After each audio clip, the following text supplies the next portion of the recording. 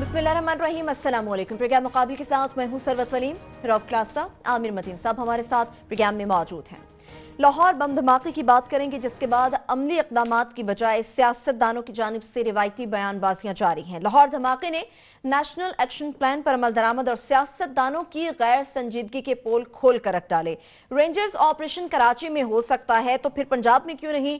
Police का महकमा ठीक करने में हुक्मरान ही सबसे बड़ी रुकावट है। हमजा शहबाज रायगढ़ में बैठकर SHO की तैनातियां करता है। इमरान खान पंजाब हुकूमत पर चढ़ दौड़े। शरीफ खानदान ने अपनी सिक्योरिटी के नाम पर 8 सालों में 8 अरब खर्च कर डाले। शरीफ खानदान के किस फर्द पर सिक्योरिटी की मद में कितना खर्च हुआ, डिटेल्स आपके सामने रखेंगे। और दूसरी जानिब सुप्रीम कोर्ट में पैनामा केस की कल से समाअत का आगाज होने जा रहा है। PTI नए सबूतों के साथ एक बार फिर से अदालत में पेश होने को तैयार है। वज़ीर आज़म के वकील मखदूम अली खान आखिर छुट्टियों के ख्वाहिशमंद क्यों है? क्या केस को तूल देने की कोशिश की जा रही है? केस कल क्या रुख इख्तियार कर सकता है? इसके साथ साथ भारत में अगर बात करें तो तमिलनाडु की मुतवक्के खातून वज़ीर आला को भारतीय सुप्रीम कोर्ट की जानिब से मनी लॉन्ड्रिंग के मुकदमे में सजा सुनाई गई है। अगर पाकिस्तान की बात करें तो इस वक्त तमाम नजरें पाकिस्तान की सुप्रीम कोर्ट पर है। मुश्ताक रईसानी का करप्शन स्कैंडल है, जिसमें हमने देखा कि सुप्रीम कोर्ट चेयरमैन नैब पर बरहम नजर आई। नैब ने अपने रिकॉर्ड में लिखा है कि मुश्ताक रईसानी अरबों की करप्शन करने वाला अच्छा आदमी है। क्या चेयरमैन नैब कमर जमान चौधरी खुद को कानून से बालातर समझते हैं? जस्टिस काजी फायज ईसा के सख्त रिमार्क सामने आए। प्रोग्राम के आखिरी हिस्से में आपको बताएंगे कि साबिक गवर्नर खैबर पख्तूनख्वा सरदार मेहताब अब्बासी साहब वज़ीर आज़म के मुशीर बराए हवाबाजी मुकर्रर कर दिए गए। नून लीगी हुकूमत इदारों को पांव पर खड़ा करने के बहुत दावे करती थी इक़्तिदार में आने से पहले, लेकिन तमाम इदारे ही तबाह होते चले गए। कई सालों से खसारे का शिकार PIA को इस सियासी तकर्री से क्या मिलेगा?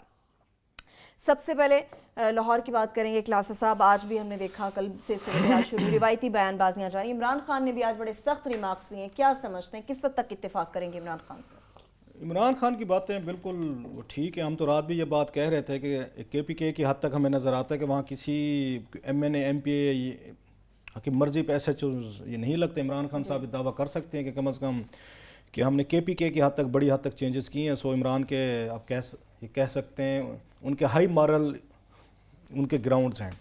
जो बात पंजाब में हम हमेशा कहते हैं और सिंध के बारे में भी कहते हैं कि अच्छा बलूचिस्तान तो हमारी डिबेट में नहीं आता, क्योंकि वहाँ पे सिस्टम ही अलहदा है। नवाब हैं, सरदार हैं, वो बड़े लोग हैं, उनकी अपनी ज़ाती फ़ौजें हैं, ज़ाती उनके वहाँ पे तो बात की जाए तो आपको तो फेडरेशन खुदा ना खासा ख़तरे में आ जाती है। लिहाजा वह सूबा है जहाँ की कभी पुलिस के हवाले से यहाँ पे कोई डिबेट नहीं होती। ये मीडिया में अच्छा कर रहे हैं या बुरा कर रहे हैं, हालांकि बड़े बड़े लोग वहाँ पे जाके IG भी लगे हैं, बड़े बड़े नाम थे, सारे बेचारे वैसे के वैसे वापस आ गए। तारिक खोसा वहाँ पे IG लगे, जुबैर महमूद को हमने देखा वो वहाँ पे IG लगे। सो बड़े लोग थे जिनके बारे में बड़ी उम्मीद थी। अगर वो वहाँ पे कुछ नहीं कर सके तो इसका मतलब बलूचिस्तान को तो ज़रा इस चैप्टर को साइड पर रख दें, वो बात की कहानी है। उसके बाद उम्मीद बात जाती है जो सबसे बड़े में दावे किए जाते हैं कि पंजाब जो है जनाब के वहाँ पे शहबाज शरीफ साहब एक नई उन्होंने एक टर्म अपने लिए ईजाद फरमा ली थी। खुशामदी कोई तबलची थे 2-4 मेरे जैसे, उन तबलची उन्हें एक टर्म निकाली थी पंजाब स्पीड, कि चाइनीज़ बड़े मुतासर हो गए जी पंजाब स्पीड से। आमिर साहब आपको याद होगा कि मेरे जैसा एक तबलची था जिसने बैठ के ढोल की ताप पे एक अदद उन्होंने तहरीर। बड़े तबलचियों ने भी रिसेंटली कॉलम लिखे हैं कि पंजाब स्पीड, चाइना में हर आदमी जो है पंजाब स्पीड का जिक्र करता है। मुकाबला है ना, वो हम कॉलम निगारों में भी आपको पता तबले पे संगत देने के मुकाबले शुरू हो जाते हैं कि बड़ा कौन लिख सकता है, बड़ी दाद कौन दे सकता है, कसीदा कौन बड़ा लिखता है। खैर पंजाब स्पीड का अब ज़रा हमें नज़र आ रही चीज़ें कि किसी ऑनरेबल ऑफिसर को आप वहाँ नहीं रहने देंगे। कोई ऑनरेबल ऑफिसर, मैं समझता हूँ, ये मेरी राय है, गलत हो सकती है, पंजाब में सर्व नहीं कर सकता। वो जिसमें होगी शारिक कमाल सदीकी की तरह सूबा बदर होगा। आपको उस दिन समझ लेना चाहिए था कि पंजाब के हुक्मरान पुलिस को ज़ाती गुलाम समझते हैं और पंजाब की बड़ी हद तक पुलिस है ज़ाती गुलामों की तरह ही ट्रीट करती है। मुश्ताक सुखेरा को देख लें, मैं किसी दिन ले आऊँगा, मैं हर दफ़ा भूल जाता हूँ। आमिर साहब आप मेरे जिम्मे लगाइएगा, कल काजी फैज़ ईसा साहब ने एक जुडिशल इंक्वायरी की थी, जब एक बहुत बड़ी यहाँ पे स्टोरी प्लांट करवाई गई थी कि जनाब एक यहाँ पे कंस्पिरेसी बनाई गई है जिसमें आसिफ अली जरदारी, डॉक्टर बाबरवान और सलमान तसीर ने एक प्लान बनाया है। उस वक्त सदर थे इस वक्त और वो गवर्नर थे और बाबरवान वजीर दाखिला ने सारी वजीर कानून थे। कंस्पिरेसी बनाई गई है और इन्होंने कत्ल करना है उस वक्त के चीफ जस्टिस वो ख्वाजा शरीफ को। ये खबर प्लांट कराई गई थी, बहुत बड़ी किताब है। और जिसके बाद मैंने एक पूरी उस पर बुक लिखी थी, एक पॉलिटिकल थ्रिलर था और उसका नाम था एक कत्ल जो ना हो सका। वो लंबी कहानी है, उसको मैं इसके साथ इसलिए लिंक कर रहा हूँ। हाँ, उसकी जुडिशियल जो इंक्वायरी थी काजी फैज ईसा साहब ने की थी, वो पढ़ने वाली है। सही। जितना बुरे तरीके से मुश्ताक सुखेरा की इनकम्पिटेंसी को, नाअहली को वहाँ पे जस्टिस काजी फैज ईसा की रिपोर्ट में एक्सपोज किया गया है ना, इसके बाद भी इस बंदे का आईजी बलोचिस्तान लग जाना, उसका फिर पंजाब में आईजी लग जाना, ये मुआवजे से काम नहीं है। ये मुआवजे पाकिस्तान जैसे मुल्कों में आते हैं। जितनी खौफनाक रिपोर्ट काजी फैज ईसा ने लिखी थी और जिस पे उस पे सेम उस पे जस्टिस या ख्वाजा प्लान केस जैसे कैसे बैठ के उन्होंने एक कुकड अप किस्म का प्लान बनाया, सारा का सारा पंजाब हुकूमत का, वो एक और डिटेल है। मेरे कहने का उसमें मकसद ये है कि इनको मुश्ताक सुखेरा के जिम्मे लगाया गया था, तुम्हें इनको इन्वेस्टिगेट करो, इसको ये जो प्लाट बनाया गया था, जरदारी साहब कत्ल करवा रहे हैं ख्वाजा शरीफ को। और जब 2 मिनट वहाँ पे इनसे सवालों जवाब किए थे जस्टिस काजी फैज ईसा ने, तो मसूफ अब हाथ पाँव छोड़ गए थे। वो मैं ले आऊँगा कल, मुझे आपने याद दिलाना है। और पूरी की पूरी इनकी गुफ्तगू में लेके आऊंगा कि जस्टिस काजी फैज ईसा की ये कमीशन ने इनसे क्या सवाल और जवाब किए और मसूफ की नाअहली कैसे सामने। और वो हैरान हो रहे थे जजेस, 3 जजेस थे, कि ऐसे लोग हैं जिनके आपने जिम्मे सूबे लगाए हुए हैं, जिनके जिम्मे आपने सिक्योरिटीज आपने लगाई हुई है। कहने का मकसद ये है कि पंजाब की पुलिस जो है एक टोटल एक फैमिली की उस पर आप कह सकते हो लॉयल्टी पे चलती है। या अब हमजा शहबाज शरीफ के अब लॉयल होने चाहिए या शहबाज शरीफ के होने चाहिए। अगर किसी का कोई हाथ पड़ता है तो नवाज शरीफ के पास जाके, जैसे शारे कमाल सदीक को भावल नगर से इन्होंने उसको वो करवाया, सूबा बदर करवाया था, आलमदार लली का एक अननोन है, मैंने जिसको न आगे जानते हैं ना पीछे जानते, जो डर के मारे कौमी असेंबली में बात नहीं कर सकता। मैंने कभी नहीं सुना उसको, उस केस में पहुंच गया और सूबा बदर करवाया कि ये जाएं और उनसे माफी मांगे और खाने खाएं। जो पुलिस यहाँ पे इस काम पे आप लगा देंगे कि शाही खानदान की सिक्योरिटी करे, वो भी मैं आपको बताऊंगा। एक बड़ी हमारे पास खौफनाक किस्म की डिटेल्स हैं कि किस किस शाही खानदान के साथ कितने कितने आपके सिक्योरिटी के स्क्वाड लगे हुए हैं। आपने किस किस जगह किस किस बंदे को क्या आपने अपने घर पे रेमंड पे 8 अरब रुपए के करीब के सिक्योरिटी अखराजात जो हैं, ये मैं नहीं कह रहा, ये हसन ये रजा बहुत बड़े रिपोर्टर हैं हमारे लाहौर के, उनकी स्टोरी, उसकी कोई डिटेल आप साथ हम शेयर करेंगे, उसमें लेके आएंगे।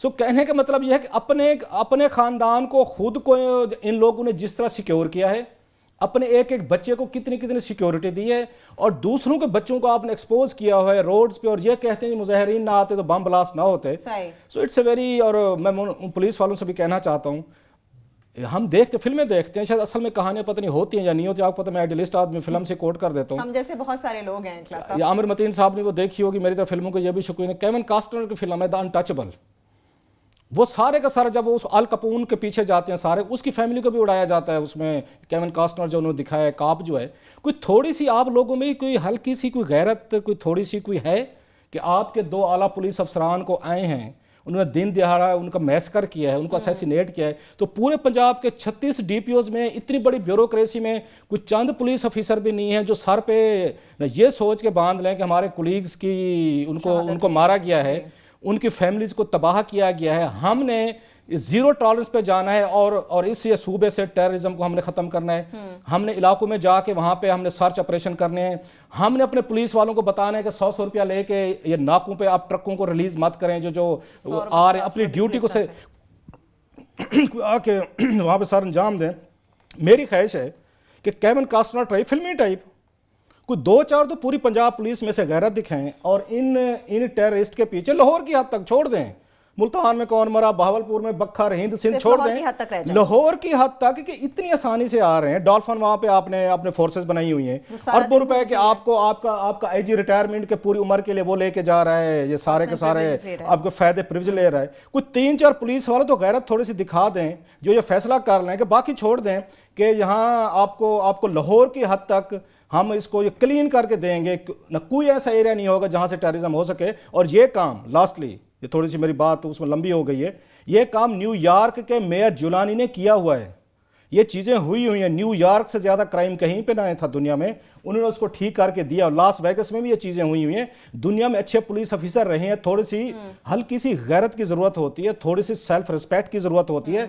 इनको अगर शहबाज शरीफ के और हमजा शहबाज शरीफ की उनको नौकरियों से खौफ से आज़ादी मिले, तो ये पुलिस वाले सोच लें कि थोड़ा सा आप इनके पीछे जाएं, कोई 0 टॉलरेंस करें। ये आपका काम है, यू आर ए कॉप। और कॉप का मतलब मेरा ख्याल है दुनिया में एक बड़ी रिस्पेक्ट, और जो वर्दी आपने पहनी हुई है, ये वर्दी सिर्फ आपने शाही खानदान की हिफाजत के लिए नहीं पाई हुई, ये तनख्वाहें जो आपको मिल रही हैं, आप पक्ष प्रिविलेजेस जो आवाम हैं अवाम के टैक्सेस से मिल रहे हैं। खुशामद के अलावा अपनी पोस्टिंग, ट्रांसफर और तरक्की के अलावा भी ये आपकी ड्यूटी में है कि लोगों को सेव करें, उनको प्रोटेक्ट करें। सही है। आमिर साहब, आप क्या कहेंगे, क्या वाकई कोई 3-4 भी नहीं ऐसे बच्चे पुलिस के महकमे में जो आए और थोड़ी सी ग्रेस लाहौर दिखा दें? का जो फुटेज जो चलाई जा रही थी, आज के जो मुलजमान की शिनाख्त हुई है, मुजरमों की, जी, जी। कातलों की, तो उसमें ये दिखाया जा रहा था कि एक आदमी जो फैसिलिटेटर है वो उसको लेके जा रहा उसके साथ जा रहा है है। और एक मारा गया, और हमारे यहाँ ये बहुत बड़ा क्लेम होता है कि उसका सर पकड़ा गया। ये बहुत बड़ी खबर आती है हर ये दफा। टिकर चलते हैं कि सर बरामद हो गया। वो पता नहीं सर बरामद होना क्या जाने- वो चीज़ होती है। एक तो इमेज ही उसका बड़ा एक दहला देने वाला होता है। साथ में ये बताया जा रहा था सनाउल्लाह साहब की तरफ से कि जनाब एक जो मुलजिम और फैसिलिटेटर उनके वो भाग गए हैं, यानी कि अभी वो जो कल जिन्होंने ये वाक़या दहशतगर्दियाँ किया है वो एट लार्ज हैं, वो कहीं भी किसी वक्त भी कुछ भी कर सकते हैं, एक्टिव है, इस वक्त ऑन है। आज असुली तौर पे पूरे पाकिस्तान के अंदर जो है ना अलर्ट होना चाहिए था। और आज यहाँ क्या हो रहा था, सारा दिन पुलिस वाले गुब्बारे बेचने वालों को पकड़ रहे थे, फूल बेचने वालों को पकड़ रहे थे। दुनिया का कोई मुल्क है, दुनिया का कोई मुल्क जिसमें फूल बेचने वालों को और गुब्बारे बेचने वालों को पकड़ा जाए? पाकिस्तान ना? ये नहीं, इमेज है ना, इमेज है। कोई फूल बेचने वाले को भी पकड़ता है। ये इनकी तरजीहात हैं। और फिर वो मैं थोड़ा सा आपसे गाज़ब इख्तिलाफ के साथ करूँगा, माज़रत के साथ, कि ये आप कह रहे हैं कि जनाब पुलिस वाले जो है ना उनके इख्तियार में है और उनमें गैरत नहीं है। गैरत की बात नहीं है, इन्होंने माहौल ऐसा बना दिया हुआ है। एक थोड़े अरसे 4-5 महीने 6 महीने की एवरेज है एक डीपीओ की, उससे ज़्यादा नहीं टिकते हैं। जिसने नौकरी करनी है वो लॉयल्टी पे है कि उसने उनके सियासी मफाद जो है उसको प्रोटेक्ट करना है, तो वो अच्छी पोस्ट पे लगेगा, वरना वो नहीं लगेगा। वो 2-4 हैं, आप देखिए शार कमाल सदीकी भूखा मर रहे हैं, भूखा तनख्वाह आपसे एग्री करता है, मगर एक सिस्टम है। मुल्क का 56% का एक सूबा है, उसके अंदर जब चीफ एग्जीक्यूटिव उसका और रिक्वायरमेंट यही है जॉब की, पुलिस की नौकरी करना नहीं है, वो हुक्मरान फैमिली के मफाद करने की लीव इट या दूसरे सूबों में चले जाएं, तो चले जाएं। कितने जाएं, सारे चले जाएं, इनको करने दो। बड़े बड़े अच्छे हैं। ये बुरी बात लगेगी, मैं थोड़ी बात करूं, मैं मतलब जाती हम अपना यहाँ पे अपना तबला नहीं मारना होता। आप और मैंने सर्टेन प्रिंसिपल्स पे नौकरी नहीं छोड़ी हुई। आप बताएं, हम बेरोजगार नहीं, आप 1.5 साल रहे, मैं 3-4 महीने बेरोजगार क्यों रहा हूं?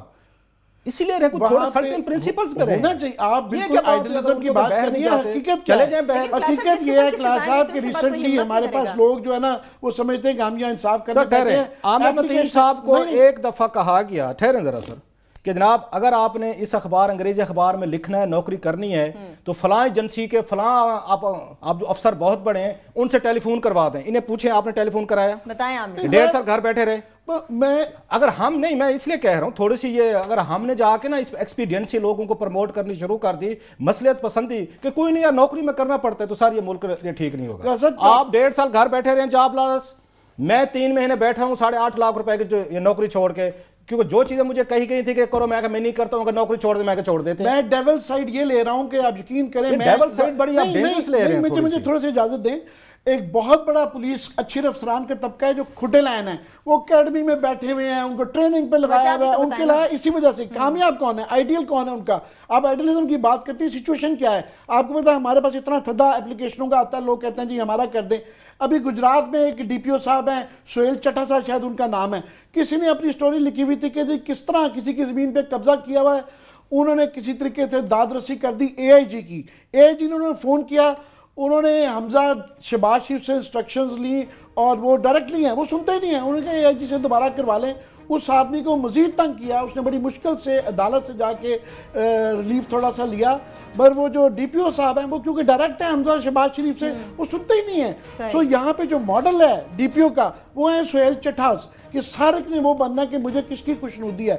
बाकी जो है ऑलरेडी हैं पंजाब के अंदर, ये दूसरे सूबों में जा चुके हैं, या वो बेताशा खुदे लाइन पोस्टों पे हैं, उनको डिस्ट्रिक्ट नहीं मिलेगा, उनको एडमिनिस्ट्रेशन नहीं मिलेगी, ज़्यादा से ज़्यादा मिलेगी तो 6 महीने बाद पोस्टिंग हो जाती है, उसका वो मिसाल बना देते हैं। आपने शायद वक्फा इस्तीफा लेना नहीं, आप नहीं, continue तो बात यह है कि जब इस तरीके से वो किया जाएगा, रिफॉर्म्स नहीं करेंगे, पुलिस दुरुस्त नहीं करेंगे और आपके जाती फिर रिफॉर्म्स कह रहे हैं सर, मैं रात भी कहा था आपको, रिफॉर्म सारे लॉ मौजूद हैं सर, आपके रिफॉर्म्स इन पुलिस वालों के अपने करैक्टर में जरूरत है, एक्सप्लेन पुलिस के अफसर को करैक्टर में रिफॉर्म की जरूरत है कि मैं गलत चीजें नहीं मानता। खुटे लाइन का मतलब, एक मिनट सर मेरे को लोगों को बताने दें कि खुटे लाइन का मतलब आपकी तनख्वाह नहीं बंद होती। For God sake tell these people, आपको गाड़ी, आपकी तनख्वाह, आपके जो दीगर आपको सरकारी मराहत मिलती रहती हैं। डीपीओ नहीं है, भूखे नहीं मर सकते आप, ये लोगों को बताने की जरूरत है। तो ये मत ये प्रमोट करेंगे अगर आप डीपीओ नहीं लगेंगे, आप डीएजी नहीं लगेंगे तो भूखे मार जाएंगे। They keep on getting the salaries. ये ऊपर से जो मार धाड़ करते हैं, करप्शन करते हैं, ये अपने रिश्तेदारों को जो इन्होंने आके माल पानी लगवाना होता है एक एक डिस्ट्रिक्ट में, ये उसकी लालच में करते हैं। ये या छोटे ग्रेड के अफसर जो हैं वो बड़ा ग्रेड लेने के लिए बंदे मारने पे तुम जाते हैं। 8 साल में अब ये सूरत हाल हो गई है कि जब ऊपर है, पहले होता था कोई तारिक खोसा जैसे ऊपर होते थे कि सर ये देखें वो यहाँ इस्लामाबाद में हुआ, धरने के दौरान में हुआ, आफ्ताब चीमा ने किया, नीचे वाले को नेकोकारा ने किया, मोहम्मद अली नेकोकारा ने। वहां जब ऊपर सकेरा साहब जैसे बैठे हो, नीचे ऊपर इस तरह के बैठे हो, तो नीचे बेचारा कैसे, उसके पास गुंजाइश नहीं रहती है। सर मेरा मॉडल, मेरा हीरो शारिक कमाल सदीकी जैसे लोग हैं। बाकी जितने 35 आपके डीपीओस बैठे हैं, आपके लिए तो आमिर भाई आपके लिए रोल मॉडल हो सकते हैं, मेरे लिए ये जीरो हैं जो अपने डिस्ट्रिक्ट्स में बैठ के लोगों को जस्टिस नहीं दे सकते, अपनी नौकरी से इंसाफ नहीं कर सकते। आपको मुझे ये बताते सर जी क्या करें, हमें सूबा बदर हो जाएगा। हुजूर आपसे पहले भी लोग सूबा बदर होते रहे, अपने कुछ कन्विक्शन, कुछ प्रिंसिपल्स रखें और थोड़ी सी अपनी सेल्फ रिस्पेक्ट रखें। शारिक कमाल सदीकी जैसे, मोहम्मद अली नेकोकारा जैसे, या आपके आफ्ताब चीमा जैसे, तारिक खोसे जैसे, ये कुछ लोग हैं जो हमारे लिए इनके लिए रोल मॉडल हो सकते हैं। मैं सारी कम्युनिटी को कंडेम नहीं कह रहा, मैं कह रहा हूं maybe there are a few good man, वो बेचारे इधर उधर दाएं बाएं हैं, ठीक है आप सही कहते हैं, हमें शायद ये मौका मिलता है उनके यहाँ कि हम इधर से नहीं, बड़ी आइडियल क्रिएट करने की कोशिश कर रहे हैं, लेकिन जो एक बंदा काम नहीं करता उसकी जगह पर भी काम करने के लिए 10 मजीद पीछे से आ जाते हैं। एक छोटा सा वक्फा लेंगे, जब वक्फे से वापस आएंगे, जिस तरह से क्लास में सिक्योरिटी के हवाले से बात की, शरीफ खानदान के किस फर्द पर सिक्योरिटी की मद में कितना खर्च हुआ, इसकी डिटेल आपके सामने रखेंगे और सुप्रीम कोर्ट में पैनामा केस की समाअत भी कल से होने जा रही है, इससे मुतालिक भी बात करेंगे। हमारे साथ रहिए।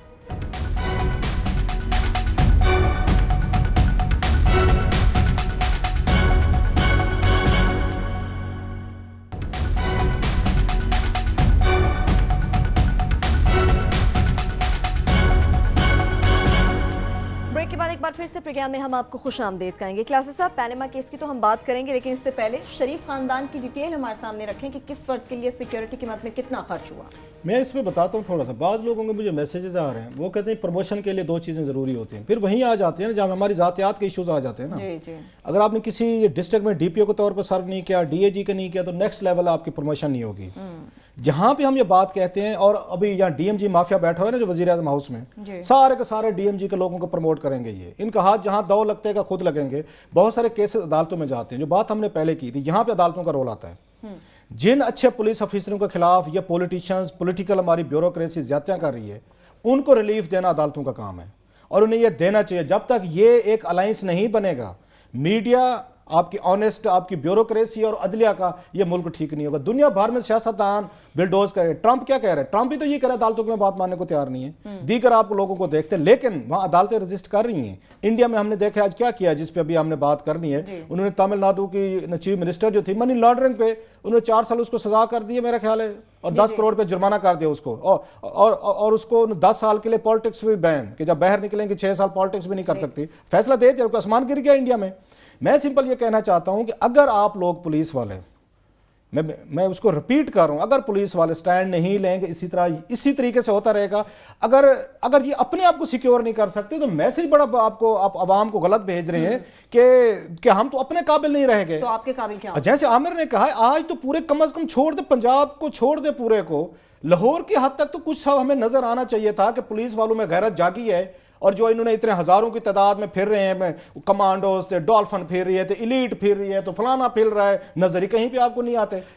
आपने तफसीर, मैं आपकी बात काट रहा हूँ, आपने ये बताना है, मगर सारा काम अदालतों में कहाँ छोड़ा जा सकता है, जबकि लोग वोट देते हैं इन लोगों को, और वो देते हैं उनको हैं कि जिनका काम है, पुलिस वाले की ड्यूटी लगाई हुई है पंजाब के अंदर ये है कि उसने लोकल बॉडीज का इलेक्शन भी जितवाना है, उसने सूबाई इलेक्शन भी जितवाना है, और उसकी जिसकी एमएन ने जिसकी शिकायत करते कि ये पार्टी इंटरेस्ट को वॉच नहीं कर रहा हो 2 हफ्ते के अंदर उसकी ट्रांसफर हो सुन ले जाती है। सर। एग्जेक्टिव का काम है, जब पूरी रिग्ड हो एग्जेक्टिव गवर्नमेंट रिसोर्स पे लगी हो, अदालतें कहां तक जा सकती हैं? 2015 में गांव में गया बलदियाती इलेक्शन हुए थे, मेरे पास मेरे वो आगे अजीज आगे इलेक्शन लड़ रहे थे, बंदा ले आए, मैं कि जी, कहते इसका खोता थाने में गिरफ्तार हो गया है, वो खोता खुलवा दें तो 15-20 वोट मिल जाएंगे, ये जमहूरियत है आपकी। ये मेरे पास तशरीफ लाए गांव के लोग कि जनाब आप आगे सुना कि आपको 2-4 लोग जानते हैं, मैंने एसएचओ को खोते के लिए फोन किया जनाब, एसएचओ की मेहरबानी, मेरे कहने पे खोता उन्होंने रिहा तो किया। वो जान के पहले खोता पकड़ते हैं, फिर खोता छोड़ के फिर उसके बाद खोता छोड़ देते हैं। इसी बात पे खोता पकड़ने वाला भी वोट देता है, खोता छिड़वाने वाला भी देता है कि आसानमंद हो जाता है। ये आपकी जमहूरियत है। ये खोता पॉलिटिक्स है। एसएचओ साहब को फोन किया मैंने, ये वो खोता पॉलिटिक्स है जिसमें खोतों को वोट दे लेकिन रहे हैं। सीरियस नोट में क्लास उस गरीब ने क्या कहा मुझे, मैंने कहा मैं ये क्या मजाक कर रहे हो यार, मेरा खोतों से इन चीजों से क्या काम है, लेना देना ऐसा। जवाब सुने, वहां हजूर आपके लिए कोई मसला नहीं है ना, इस बेचारे की 300 रुपए की दिहाड़ी है, वहां पे इस पे ये जाता है, ये मजदूरी करता है, इसी खोते रेडी पे, ये भूखा मरेगा, इसके बच्चे भूखा ये मरेंगे। खोता नंबर सियासत हो 1 रही है, खोते खा रहे हैं लोग, खोता सियासत हो रही है। सुने, वो सबको कह रहे देश से हैं की ये जिम्मेदारी भूखा पूरी भी मरेगा, प्लस इसका खोता जो है 15-20 हजार रुपए का इसका गरीब का खोता है, वो थाने में अगर 3-4 दिन रहेगा, बीमार हुआ, मर गया।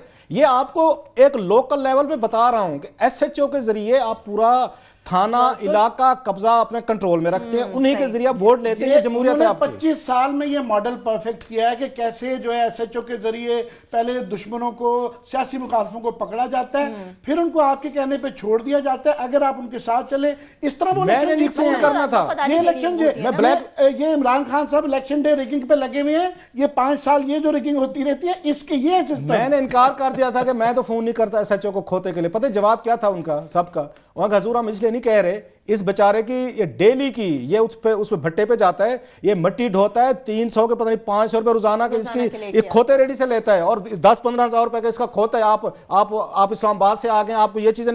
फिर मैंने कहा कि मैं हजूर माफी कर दे, मैं जनाब उसकी मेहरबानी एसएचओ ने उसको खोल दिया। ये लेवल बता रहा हूँ, लोकल लेवल पे लोग कैसे मैनेज होते हैं। वाले को नहीं छोड़ते तो आपका ख्याल है जिसके पास ज्यादा वोट है उसका क्या असर करते हैं? सही। अब क्लास साहब हमें जरा सिक्योरिटी के ऊपर बात करनी है। आप सुन लें, अभी पुलिस का रोना रो रहे थे, दूसरा देखें ये कैसे गुलामियां हो रही हैं सर। स्टोरी हसन रज़े की है मत से, और हसन रज़े ने बड़ी मेहनत के साथ की है।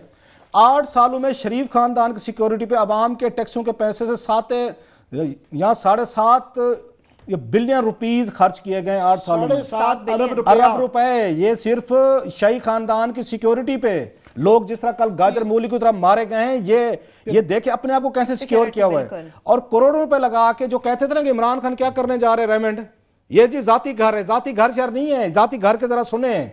इन्होंने करोड़ों रुपए लगा के जाती उमरा को एक महल में तब्दील किया गया। सारे का सारा पैसा आपकी पंजाब के बजट में से लगाया गया जाती उमरा के लिए। मनी हमारे पैसे से, हमारे पैसे से। जाती उमरा हमारा है। फिर जनाब शरीफ खानदान की सिक्योरिटी पर यहाँ 2752 सिक्योरिटी एहलकार, आई एम रिपीटिंग, 2752 या 2752 यहाँ सिक्योरिटी एहलकार और कमांडोज इनकी सिक्योरिटी पे हैं, शरीफ खानदान और इनके बच्चों की। आम आदमी मरता रहे, इनके लिए कोई टाइम नहीं है। इसके बाद जनाब आप ये देखें 80 करोड़ रुपए के इन्होंने सिक्योरिटी आलात खरीदे। अच्छा, लाहौर डिवीजन में शरीफ खानदान की रिहाइश गाहों पर एक तो है नहीं, माशाल्लाह कई घर हैं, एक बंदे के भी आगे से 2-2 3-3 उनकी शादियां हैं, उनके अलहदा बच्चे हैं, उनकी अलहदा सिक्योरिटी हैं। सुनते हैं जनाब खुफिया फंड से 4 करोड़ रुपए लगा के नवाज शरीफ की सिक्योरिटी पे इन खानदान के लगाए गए। इसके बाद जो इंटरेस्टिंग चीज है सर, 4.5 किलोमीटर के जंगले पर सिक्योरिटी आलात लगाए गए हैं। ये जाती उमरा की बता रहा हूं सर। यहाँ 4.5 किलोमीटर का जंगला बनाया गया है, उस पर उन्होंने 90 जदीद CCTV कैमरे लगाए हैं। इसके बाद 100 जदीद यहाँ पे उसकी LED लाइट्स लगाई गई हैं। ये सारा पंजाब के हमारे बजट से लगे हैं। इसके बाद जनाब उन्होंने वहां पे 20 एलिवेटेड सिक्योरिटी चेक पॉइंट्स हैं, 20 ये शाही खानदान के।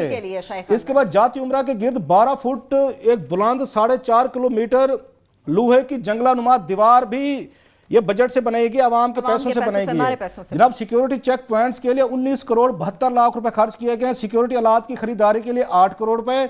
और जाती उमरा व रेमंड में उन्होंने 1.25 करोड़ रुपए से ज्यादा के महंगे इन्होंने जैमर्स खरीदे हैं। ये सारे जो कहते हैं ना कि हम तो जी तनख्वाह ही नहीं लेते, हम तो जी जेब से खर्च करते हैं, जेब के खर्च होने सर। अच्छा, वजीर आला शहबाज शरीफ अभी तो उन्होंने अपनी जाती कैंटोनमेंट बनाई हुई है, बाकी आम बच्चे इस तरह मरने के लिए पैदा हुए हैं। ये कोता पॉलिटिक्स है। एक छोटी सी ब्रेक ले लेते हैं, ब्रेक से वापस आएंगे, बाकी की डिटेल्स भी आपके सामने रखेंगे। इसके साथ साथ मुश्ताक लिसानी करप्शन स्कैंडल की भी बात करेंगे, पैनामा केस की भी बात करेंगे कि किस तरह से जस्टिस काजी फायज ईसा ने मुश्ताक लिसानी करप्शन स्कैंडल में सख्त रिमार्क्स दिए। ब्रेक लेंगे हमारे साथ।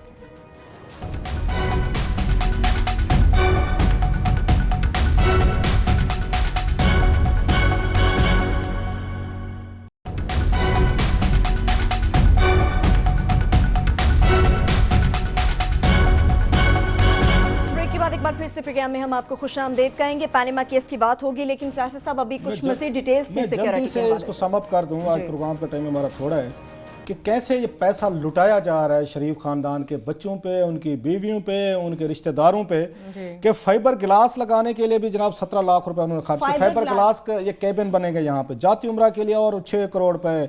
मॉडल टाउन में सिक्योरिटी कैंप बनाना था और उसके लिए जनरेटर खरीदना था, 84 करोड़ रुपए का जनरेटर खरीदा गया है। वजीर अला कैंप ऑफिस में सिक्योरिटी के लिए 2012 में 17 लाख, फिर उन्होंने अपग्रेड करना था सिस्टम को, मॉडल टाउन में घर है ना, वहाँ 3 करोड़ और लगे। अच्छा, वजीर अला के प्रोटोकॉल के लिए 35 लाख की नई गाड़ियाँ खरीदी गई। फिर जनाब 10 यहाँ पे सुराग रसाम कुत्तों की खरीदारी के लिए 45 लाख रुपए के 45 लाख रुपए के कुत्ते खरीदे गए 10 के। ये यहाँ पे ये जसूसी फरमाएंगे, पकड़ा तो कोई नहीं गया ताकि कभी भी नहीं से। अच्छा, फिर इन्होंने जेमर्स पसंद नहीं है, चेंज किया गया, 50 लाख रुपए उस पर लगे। अच्छा, जाती उम्रा में आला या हुकूमती ओहदेदार की रिश्ता, ये करीबी रिश्तेदार के हवाले से खसूसी तकरीब हुई, 21 करोड़ रुपए वहां पे खर्च हुआ। हमारा आवाम का पैसा। अच्छा, अपनी जेब से किसी को चाय ना पिलाएं तो आप कहें 21 करोड़ रुपए की उस पर तकरीब पे किया है। अच्छा, पंजाब पुलिस के 44 एहलकार यहाँ प्राइम मिनिस्टर इस्लामाबाद में, या हाउस इस्लामाबाद में ड्यूटी दे रहे हैं, और वजीर आला ऑफिस की दीगर को उनको छोड़ देते हैं। यहाँ स्क्वाड देखे किस किस को स्क्वाड मिले हुए हैं। हमजा शहबाज का अलहदा स्क्वाड है सिक्योरिटी का। इसके बाद ये बेगम नुसरत शहबाज है, उनका अलहदा स्क्वाड है। ये जनाब सलमान शहबाज शरीफ साहब हैं, उनका अलहदा स्क्वाड है। इसके बाद तहमीना ये दुरानी साहबा का अलहदा स्क्वाड है। इसके बाद इनके दमाद हैं नवाज शरीफ, इनके शहबाज शरीफ साहब को मियाँ इमरान अली, उनका अलहदा स्क्वाड है। इनकी अलहदा खर्चियाँ हैं, इनके अलहदा चीज़ें हैं। और बताऊँ, पुलिस फोर्स कम पड़ गई तो इन्होंने कसूर, खुशाब, लिया, बखर वहाँ से पुलिस मंगवा ली है जो सिक्योरिटी पर लगाई हुई है। क्या साहब, इसके बाद तो ये कहा जा सकता है शायद आवाम का खून इतना उसके बाद जो कुछ लाहौर में हो रहा है तो फिर यही कुछ ही होगा। या ये बच सकते थे, इनकी सिक्योरिटी हो सकती थी, आवाम की कर सकती थी। मेरा ख्याल उन्होंने अपनी सिक्योरिटी को तरजीह दी। बादशाह का तो ना, बादशाह की सिक्योरिटी जरूरी होती है, आवाम तो आते जाते रहते हैं। बादशाह ने तो सारे मतलब उसने तो मरना नहीं होता। खून वाकई शायद सस्ता हो चुका है। आमिर साहब, अब आते हैं पैनामा केस के हवाले से बात करेंगे। कल एक बार फिर से समाअत होने जा रही है, आपको क्या लग रहा है? एक तरफ मखदूम अली खान साहब हैं, वो छुट्टी के ख्वाहिशमंद है, दूसरी तरफ क्या लग रहा है कि केस किस तरफ जा सकता है कल के समाअत? केस तो जो है कल से दोबारा शुरू होगा और वहीं से शुरू होगा जहाँ पे उसकी दरमियान में रुका था जी। मगर इस दौरान में बस 2-3 डेवलपमेंट्स हुई हैं।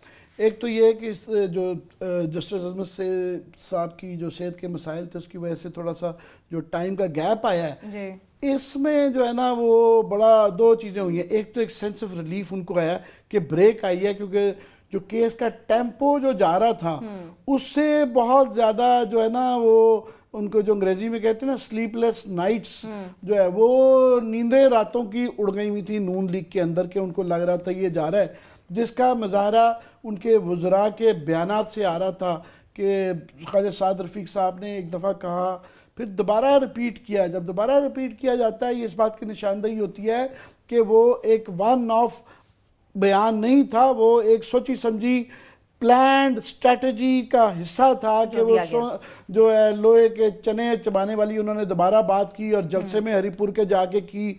और उसके बाद से एक अदलिया के ऊपर जनरली, चाहे वो जस्टिस फायज ईसा साहब का केस हो चाहे वो दूसरा हो, बहाने से इधर उधर से एक अदलिया के ऊपर एक थोड़ा सा एक अटैक का एक माहौल सा बना दिया हुआ है, जो कि मैं समझता हूँ इससे बड़ी गलती हो नहीं सकती कि ये पता नहीं किस ज़माने में रह रहे हैं कि ठीक है इनके यहाँ ये पुराना रवाज है and they always got away with that कि ये हमले करते रहे, धमकियाँ देते रहे और ये तरह आजकल नहीं चलेगा। इसका मैं समझता हूँ तफ्तीश कर रही है अदालत और अदालत पूरा टाइम दे रही है और वो पूरे तफ्तीश के और जो इंसाफ के तकाजे पूरे करती हुई नजर आ रही है और अभी कोई फैसला नहीं हुआ, अभी चल रहा है, केस इज ऑन।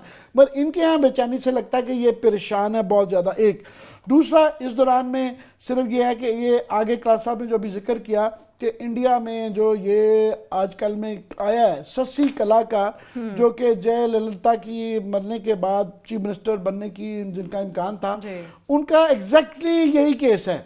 56 करोड़ रुपए 53 करोड़ रुपए की मनी लॉन्ड्रिंग हुई है। 6 पैनामा की तरह की शेल कंपनियां थी जिसमें वो करवाया गया, और उन्होंने उसके दौरान तफ्तीश करी।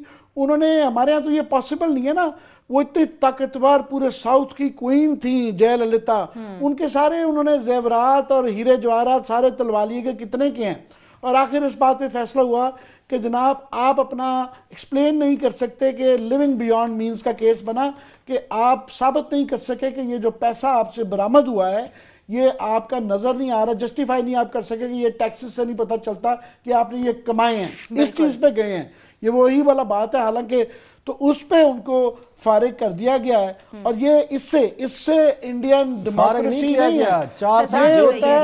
4 साल की जेल हुई है, सुप्रीम कोर्ट उसके बाद 10 साल का बैन है पॉलिटिक्स पे, सारी उनकी जायदाद जब्त है, 10 करोड़ रुपए का जुर्माना है, और तमाम वो हीरे जवाहरात सोना उनका जब्त हो गया है, क्योंकि वो उसको जस्टिफाई नहीं कर सके कि ये कहां से लिया गया है। सही। ये जो हम सोने जवाहरात देखते हैं ना शादियों वादियों में पहने हुए बड़े लोगों के, ये अभी तो वो जब्त नहीं हुआ, वो पॉसिबल नहीं है। जो चीजें आ गई हैं उसी को ये एक्सप्लेन कर दें कि ये कैसे ये वो आए, तो वहां पे हमारे यहाँ भी यही केस है ना, फर्ज यदि रसीदें नहीं दिखा रहे तो ये फिर हमारे यहाँ भी केस तो वही बनता है। सो ये केस आ गया है आजकल में जो कि जिसके पैरेलल्स हैं। सही है, ठीक है। क्लास साहब आपकी तरफ आऊंगी, लेकिन फौरी तौर पे ब्रेक पे जाना है, ब्रेक लेंगे, छोटी सी ब्रेक, वापस आएंगे।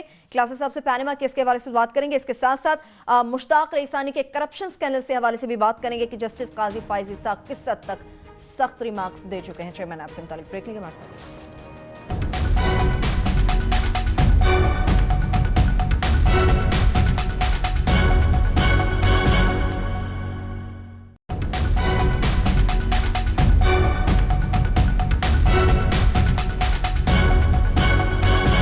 एक बार फिर से प्रोग्राम में हम आपको खुश आमदीद कहेंगे। नैब केस के हवाले से तो बात करेंगे क्लास साहब, लेकिन जिस तरह से भारत से मुताल्लिक हम बात कर रहे थे, इस वक्त तमाम नजरें तो हमारी सुप्रीम कोर्ट पर भी हैं। मैं ये कह रहा हूँ, वैसे हम हर वक्त भारत भारत करते रहते हैं, बड़ा हमारे अंदर शौक़ होता है कि हमने भारत को फ़लाँ फील्ड में हम आगे बढ़ गए, फ़लाँ फील्ड में हमारी बेहतरी हैं, बात साहब हमारी चीज़ें बेहतर हैं, बात साहब ज़रा वो बहुत आगे निकल गए हैं, तो इसमें ज़रा आगे क्यों नहीं ये निकलते हम। और इससे सुप्रीम कोर्ट ऑफ पाकिस्तान को इससे थोड़ा सा ये क्लू लेना चाहिए। कोई आसमान नहीं गिरा। तमिलनाडु जैसे का जयललिता उनके लिए ये गॉडेसेस थी, 25 साल से शी वाज अ गॉडेसेस। जब उनका उनका हुआ है, उनकी डेथ हुई, कैसे लोग वहां पे उसमें रो रहे थे, सुप्रीम कोर्ट ने तो कोई रियायत नहीं की, उन्होंने वहां पे उनको कोई कवर नहीं लेने दिया। सो ये काम करना, कोई आसमान नहीं गिरते होते। वो कहते हैं नागुज़ीर लोगों से कब्रिस्तान भरे हुए हैं, इनसे बड़े बड़े हुक्मरान, रूलर्स, इलीट, फिरौन, ये सारे गुजर के गए, क्रॉन वगैरह सारे गुजरे हैं।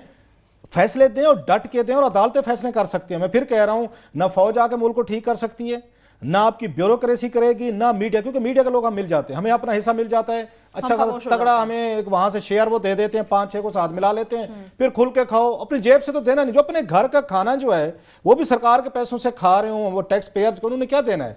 सो अदालतों को इस पे ये क्लू लेना चाहिए। कोई आसमान नहीं गिरते हो, तो मैं फिर कहता हूं, मैं इन लोगों ने आना है, चले जाना है, अब नहीं जाएंगे, कल जाएंगे, one day everybody has to go. आप अच्छी रिवायत कायम करें इनकी, ये और हमेशा अकाउंटेबिलिटी हुक्मरानों से होती है। इससे बेहतर केस, जैसे आमिर कह रहा था ना, कोई प्रेसिडेंट नहीं हो सकती, मिलता जुलता केस है। पॉलिटिशियन थे, वजीर आला थी, करप्शन की, 56 करोड़ रुपए कमाए, उन्होंने जैली कंपनियां बनाई, मनी लॉन्ड्रिंग की, और आखिर वहां से सजा पाई। इस वक्त वो जेल में बैठी हुई हैं। ये होती हैं सोसाइटीज ग्रो करती हैं। इंडियन सोसाइटी को, मेरा ख्याल है इंडियन ये पब्लिक को अपने सुप्रीम कोर्ट पे उन्हें इसका फख्र होना चाहिए, अपने इन्वेस्टिगेटर्स पे भी होना चाहिए जिन्होंने केसेस बनाए और ट्रायल तक लेके, कि हमारे जैसे नहीं थे ये भगोड़े जो हमने रखे हुए हैं यहाँ पे, और जिस तरह के लोग नैब के नैब पे आ जाए सीधा चले आ जाता हूं मैं, कि वहां सुप्रीम कोर्ट ने, पाकिस्तानी सुप्रीम कोर्ट को ये करना होगा।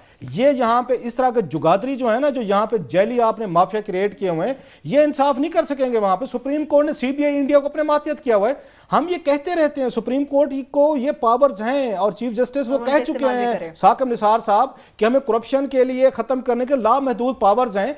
एक आपको जो काम करना चाहिए सुप्रीम कोर्ट को कि आप एक इंप्लीमेंटेशन कमीशन बनाएं, कोई बड़ा टॉप का पावरफुल बंदा जो है उसको मुस्तकिल आप अपॉइंट कर दें, जो इनको आगे से इनको बैठ के चलाए, इनसे इन्वेस्टिगेशन करवाए, इनको ट्रायल तक लेके गए चीजें। अदरवाइज तो ये कमर जमान चौधरी वो ये फ्रॉड पेंशन फेम जरा नैब की तरफ भी जिन पे उसी नैब पे आ रहा हूं मैं, जिन पे इस वक्त हाई कोर्ट में केस चल रहा है कि मसूफ ने जब हमने जब स्कैंडल ब्रेक किया ना, समझदार कितने हैं, बड़ा इनोसेंट कहते थे, बड़ा केस को परसू करने के दावे करते थे, चुपके से जो महंगाई अलाउंस ले रहे थे वहां से अपनी पेंशन में महंगाई अलाउंस भी ले रहे थे जो नहीं ले सकते थे, जो फ्रॉड वो जैली किस्म के वो अपने हलफनामे भर रहे थे वहां पे और अपने 34 साल से फ्रॉड अपनी पेंशन ले रहे थे, डियरनेस अलाउंस मसूफ ने चुपके से वापस जमा करवा दिए हैं, जो कि एतराफ इस बात का कि वो गड़बड़ गलत पैसे वो लेते रहे हैं। अभी हाई कोर्ट में केस चल रहा है, केस हो चुका है मसूफ पे और करने वाले भी एक कर्नल है, ऑनरेबल कर्नल साहब जो हैं वो उनको लेके गए हैं कि जनाब आप बाकी इदारों पे तो दबाव डाल के धमकियां दे के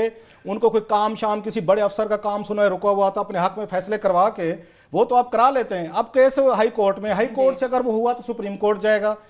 तो कमर जमान चौधरी साहब ने भी मजीद एक्सपोज होना है, अल्लाह उनको मजीद एक्सपोज कर रहा है, जो कुछ आज उनके साथ वहां हुआ है। मैं फिर कहता हूं किसी बाइज्जत आदमी को क्लास साहब ये जज साहब के जस्टिस साहब के 2-3 मैं रिमार्क सिर्फ पढ़ देता हूं कि उन्होंने कहा कि आपको शर्मिंदगी होती नहीं या महसूस नहीं होती। इसके बाद आमिर कोई ऑनरेबल आदमी जो है ना वो जॉब नहीं कर सकता था, ऑनरेबल आदमी नहीं कर सकता था इन अल्फाज के बाद। इनके साथ कई जजेस ने, चीफ जस्टिस ने सब क्या कुछ नहीं कहा, कोई भी आदमी ये इनकी इंतहा है। एक इसको मैं सख्त अल्फाज टीवी पे नहीं इस्तेमाल करना चाह रहा, मेरे ज़हन में इतने बड़े बड़े लफ्ज आ रहे हैं और मैं नहीं कह रहा कि एक उसकी अपनी for the sake of those institutions that he worked for, अपने कॉमरेड्स के लिए, फैमिली के लिए इंसान एक लिमिट तक जाता है, उसके बाद भी वो डटे हुए हैं। और केस आज जो सबको ये सुबह अखबारों में टीवी पे भी चल रहा है कि मुश्ताक रईसानी के केस में इन्होंने ये कहा कि रिपोर्ट के अंदर आई है, जज साहब ने कहा, उन्होंने कहा कि आपने अपने एक रिकॉर्ड में लिखा है कि मुश्ताक रईसानी जो है अरबों की करप्शन करने वाला अच्छा आदमी है। तो कमर जमान चौधरी भी अच्छा आदमी है। अगर वो फ्रॉड करके जैली वो करके पेंशन लेता रहा, इसका मतलब ये नहीं अच्छा आदमी है, अच्छा आदमी है। अदालत को आज ये हालात देखते हुए इनके कि ये जो बनने का एक मजाक बन गया, एक पकड़े जाने का बात, ये डिटेरेंस अब जब तक नहीं करेंगे, कुछ लोगों को नहीं लटकाएंगे, नीचे तक मैसेज क्यों नहीं जाएगा। पीएसएल का जो है हम उस वक्त कह रहे थे इन लोगों को छोड़ा नहीं छोड़ा, आज ये है कि रोज के 2 निकल रहे हैं ना, कल इस पे बात करेंगे तफसीलन। पर यहाँ भी है कि ये लोग अरबों के पकड़े जाते हैं और अच्छे आदमी कहलाते हैं। उसके बाद अदालत के ये रिमार्क्स हैं, अब तो तमाम अदालत तबाही के किनारे पर हैं, क्या अदालतों का किरदार अदा नहीं करना चाहिए। जैसे दोस्त मोहम्मद साहब को पूछना पड़ा है कि ये समअप किया है, उन्होंने समअप किया है जज साहब ने, जो हम रहा जो सारी आज की हमारे मुख्तलिफ टॉपिक से इधर उधर, मैं रामलीला कहानी का जो आखिर में जो इंतहा है या कंक्लूजन है वो यही है कि तमाम इदारे जो है ना वो इस वक्त रियासत के इम्तिहान में आ गई है और रियासत के तीनों पिलर्स, 2 जो है मुकन्ना और इंतजामिया जो है वो कंप्रोमाइज हो गए हैं, सारी नजरें अदालत पे हैं। सो अदालत को ठीक है, ये कुछ लोग बहस कर सकते हैं कि अपनी उससे आगे जा रहे हैं नहीं जा रहे हैं। एक्चुअली तो ये है कि शायद जहां उनको जाना चाहिए, जहां उनकी लिमिट है, वहां भी नहीं जा रहे। और ये मैं आपने बात की ना कि उन्होंने कहा कि जनाब आपको कुछ महसूस नहीं होता कि आपके साथ क्या हो रहा है। जब प्राइम मिनिस्टर ऑफ पाकिस्तान के बच्चों को सुबह वह 9:30 से लेके 1:30 बजे तक नाम पुकारे जाएं अदालतों में, सुप्रीम कोर्ट में, कोई आम अदालत में नहीं, शाम को 7 बजे से लेकर रात के 11 बजे तक टीवी टॉक शोज में उनकी तस्वीरें दिखाई जाए वजीर आजम और उनके बच्चों की, और सारी रात सोशल मीडिया पे चलें लतीफ़े, और फिर भी वो वहां पे बैठ के कोई हाई मॉरल ग्राउंड ना लें, तो कमर जमान चौधरी ने कोई कसूर किया सर? अगर कोई उस पर इल्ज़ामात हैं, कुछ उस पर इधर उधर के उसने कोई फ्रॉड कर लिए हैं, ये पेंशन जैसे फ्रॉड कर लिए हैं, या जैसे इफ्तिखार चौधरी ने अपने इंटरव्यू में अरशद शरीफ को कहा था कि मसूफ की इतनी दौलत है शायद गिनते हुए इन्हें खुद भी नहीं अंदाजा होगा, जो इंटरव्यू था उनका इफ्तिखार चौधरी साहब का। मतलब उसके बाद जब मुल्क के वजीर आजम भी अपने हाई मॉरल ग्राउंड लूज कर जाएगा, तो कमर जमान चौधरी जैसे लोग तो फिर किसी को जवाब तलब नहीं देंगे। और एक लास्ट मैं थोड़ी कहना, इमरान खान को दाद दें, नाअहली की इमरान खान की, कि अदालतें कितने सारे कमेंट्स दे रही हैं और मसूफ को किसी ने नहीं समझाया, जो इतने दरबारी आपने अपने इर्द गिर्द इकट्ठे किए हुए हैं कि कमर जमान चौधरी के खिलाफ जुडिशियल काउंसिल में जाएं, क्योंकि ये उनको बेल आउट कर रहे हैं, सारों के ऊपर बैठे हुए हैं, ये केसेस खराब कर रहे हैं। उनका इशू इसीलिए है कि वो एहतसाब के निगरान हैं, वो होने नहीं दे तो वो रहे। सारे केसेस के ऊपर घूम फिर के खुरा वहां निकल जाता है। डार साहब का भी वहीं निकल रहा है, इमरान को बात नहीं इमरान को ये बात नहीं समझाई जा सकती कि आपका दौड़ चौड़ जो है ना सारी खराब है, क्योंकि कमर जमान चौधरी सारे एविडेंसेस बैठ के टेम्परिंग कर रहे हैं वहां पे उनके साथ।